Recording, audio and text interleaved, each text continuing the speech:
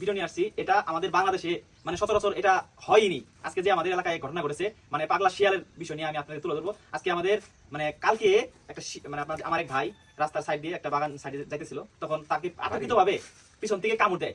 তৎক্ষণাৎ আমরা জানাজানির পরে, ঠিক আছে, ঘটনাস্থলে আমি ছিলাম না, তারপরে জানাজানির পরে আমাদের বেশ কয়েকজন 16 জনের মতো ভাই এবং সবাই এলাকাবাসী মিলে 16 জনের মতো তাকে মানে শিয়ালটিকে মারার জন্য সবাই ফালা দাও এগুলা নিয়ে ধরার জন্য চলে যায় ওই ঘটনাস্থলে।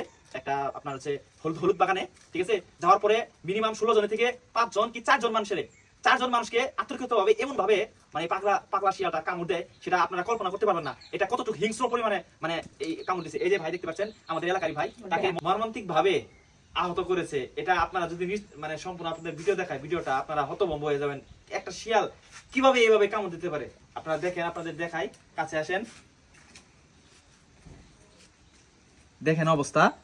এটা এটা কতটুক মানে হিংস্র ভাবে কামড় দিলে এরকম ভাবে কামড় দিছে। তুই তো আর কি ওটা তো বুঝেই তুমি মিলে ভাইরাল ফেসবুক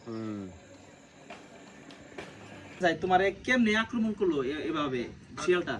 আক্রমণ করলো আমার মনে করলাম ডাক দেওয়ার পরে আমি বাইরে আসলাম, পরে আমার ওয়াইফ বাইরে আসলো, তার কামড় দেওয়া দোষাল, পরে হ্যাঁ আমার দিকে কামড় দিতে পারে নাই। পরে আমি নাঠি নিয়ে যাওয়ার পরে আমার জাম করে দোষ আমার একবার আতঙ্কিত ভাবে ধরছে, একবার দাঁত দাবাই দিছিল, দাবাই দিয়ে আমি নিজেই টানতে পরে ছাড়াইছি। গাইস অনেক টানাটানির পর দাঁত কিন্তু ছাড়া নাই, এমন ভাবে লাগেছিল, এত একটা মানে পাগলা হয়ে গেছিল শিয়ালটা।